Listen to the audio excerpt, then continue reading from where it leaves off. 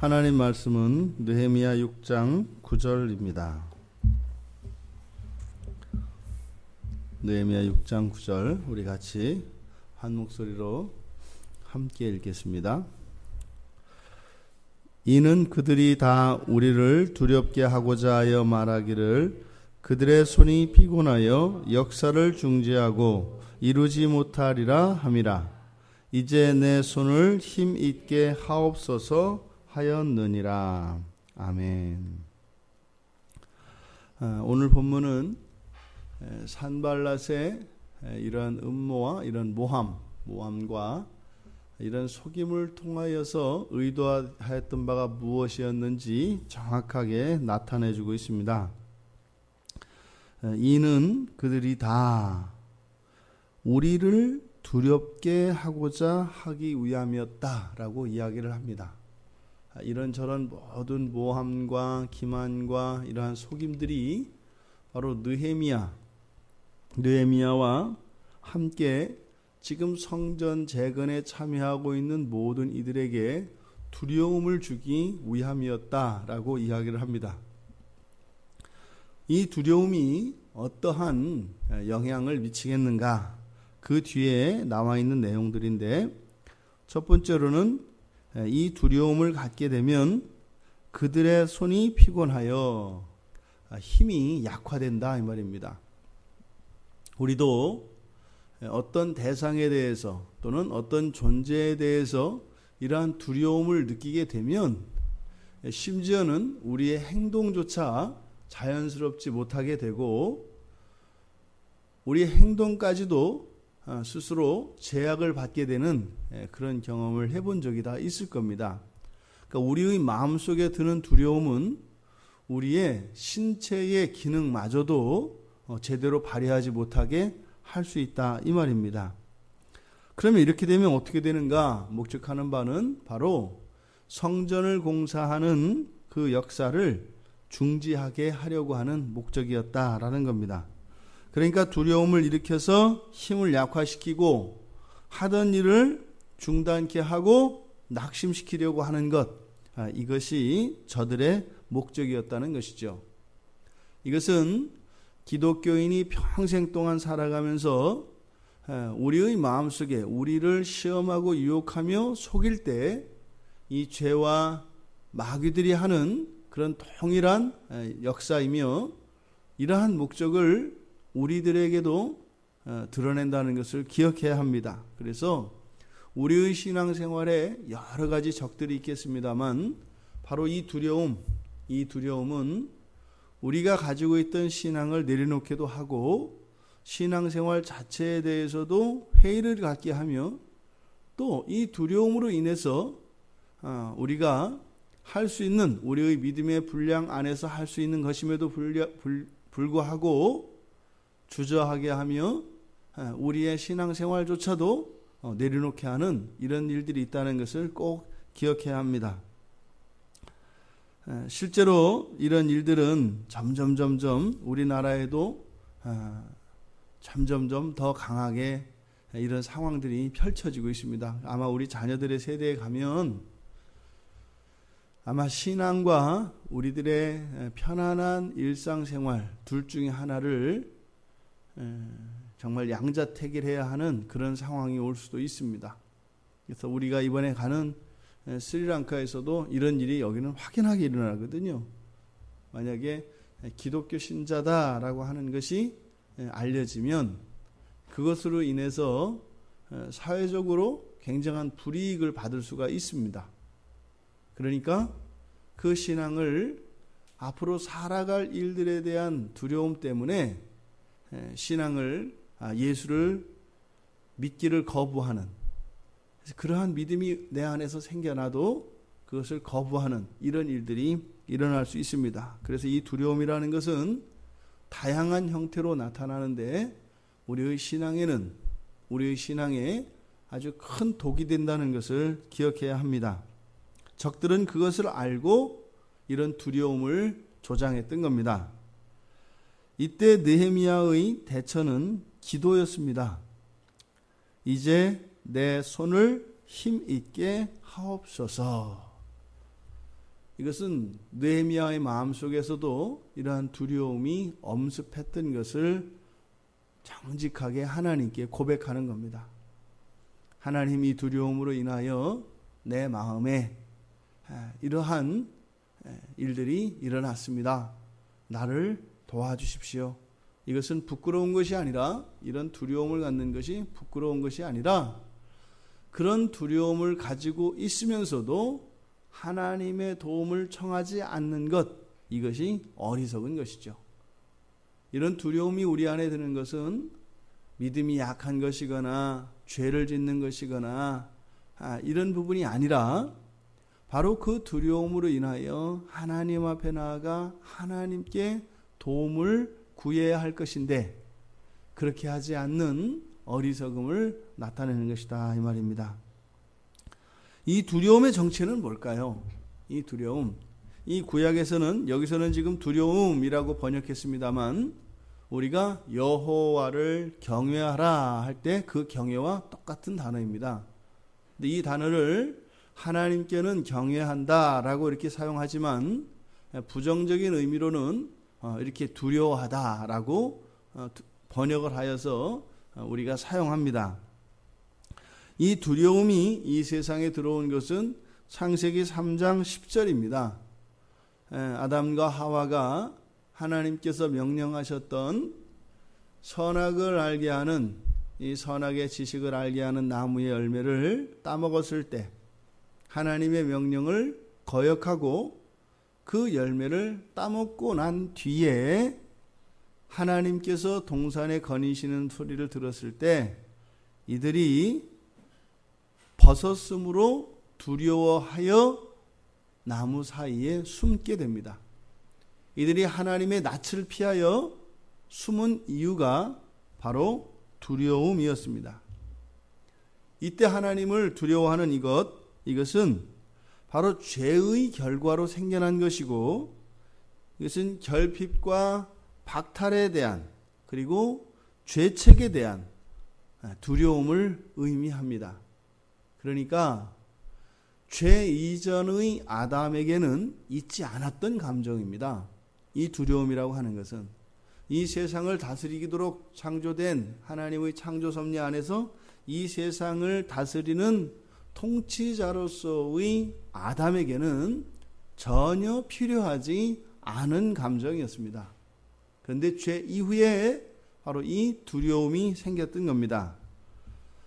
죄 이후에 생긴 이 두려움, 이것은 우리는 창조 당시에 우리의 신분과 우리의 본성과 우리의 이 존재의 탁월함을 잊고 살지만 있다, 이 말이죠.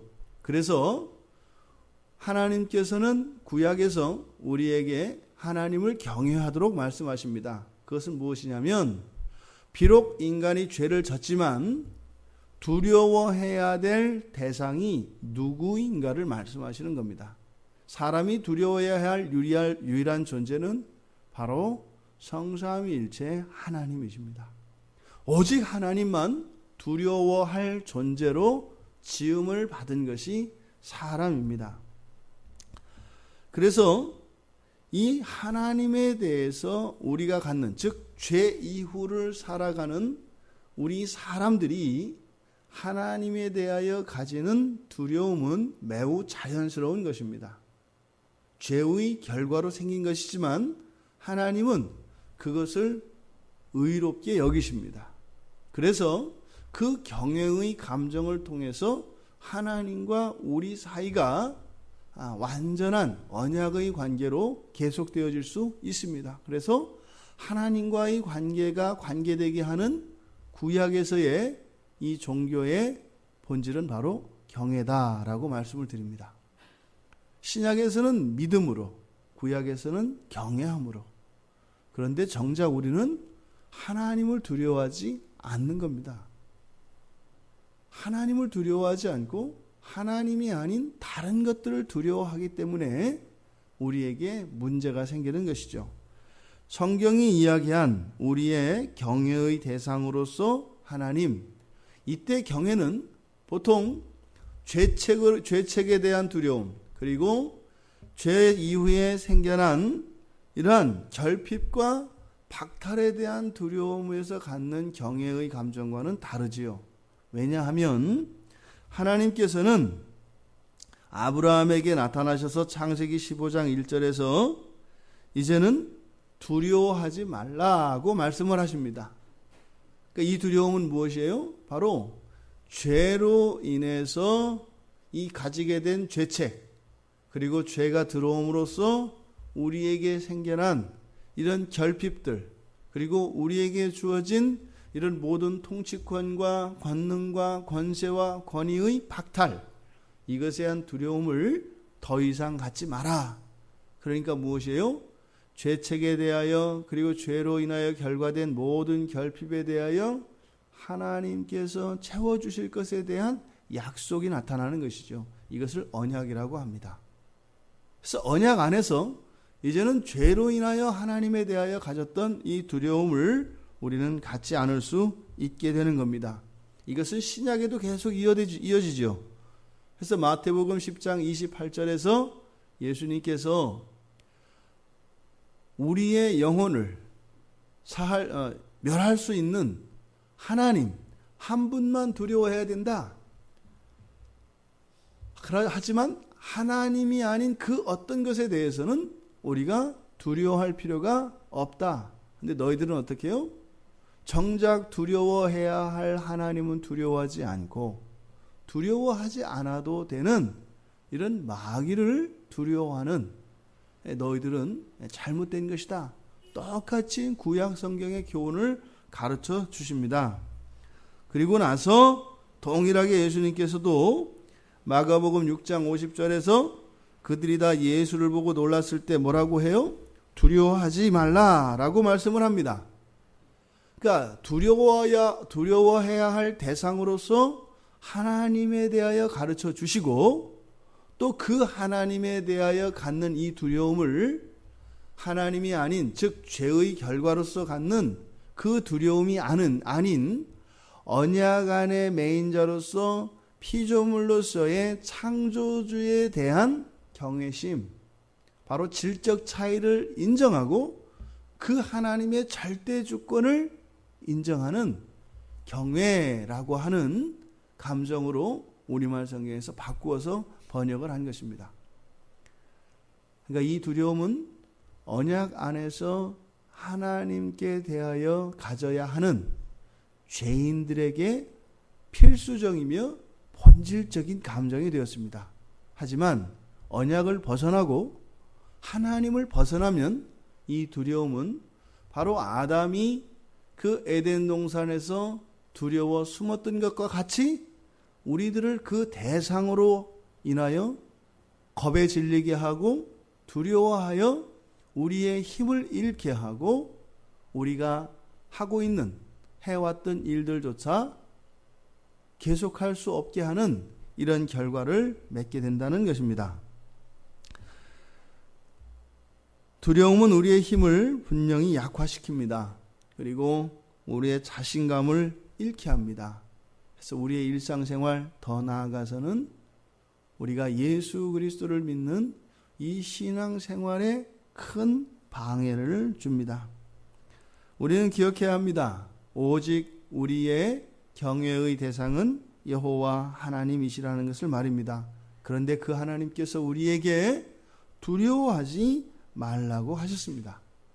그 말씀에 기초하여 죄로 결과된 이런 공포스러움, 이 두려움을 사랑의 관계 안에서 언약을 믿는 그 믿음 안에서 하나님을 향하여 경외심으로 돌렸을 때 그것이 하나님이 오히려 기뻐 받으시는 것이 됩니다. 그런데 바로 이러한 변화의 과정에 우리들에게 변화의 방식을 가르쳐 준 것이 바로 기도입니다. 이 기도는 이 두려움을 극복할 수 있게 합니다. 그러니까 어떤 의미겠어요? 기도를 통해서 우리의 두려움의 대상이 되는 하나님이 아닌 다른 모든 것들로부터 이길 수 있는, 그것을 극복할 수 있는 하나님의 은혜가 주어진다는 겁니다. 또 이 기도를 통하여 이런 공포스러움, 겁에 질리는 이런 두려움이 아니라 오히려 죄 가운데 있는 우리를 보호하시고 우리를 구원하시며 우리와 함께 하시는 그 하나님의 신실하심을 조차 우리가 다시 하나님께 오히려 피하는 것이 아니라 더 나아가며 의지할 수 있게 한다는 겁니다. 바로 이 기도는 우리들로 하여금 우리의 본질을 깨닫게 하시고 깨닫게 해주고 하나님께 돌아가게 합니다. 그리고 돌아가게 할 뿐만 아니라 이전보다 더 오히려 이러한 어려움으로 인해서 대적들이 하였던 이런 모함과 협박과 이런 속임으로 인하여 이 우리 안에 들었던 이 두려움을 하나님을 경외하는 마음으로 바꾸어서 오히려 전화위복이 되어 하나님을 더 사랑할 수 있게 한다는 것입니다. 그러니까 기도는 버려야 할 것을 가져서는 안 되는 것을 바꾸는 역할을 합니다. 오히려 우리에게 하던 일들을 중단하게 하고 힘을 약화시키기 위하여 우리 안에 조장시킨 이 두려움을 여호와 하나님을 경외하는 것으로 바꾸어서 세상을 이기게 할 뿐만 아니라 하나님 앞에 더 나아가게 한다는 겁니다. 놀라운 것이죠. 그 기도의 능력을 경험하시는 오늘 하루 여러분의 생애가 되시기를 주님의 이름으로 축원드립니다.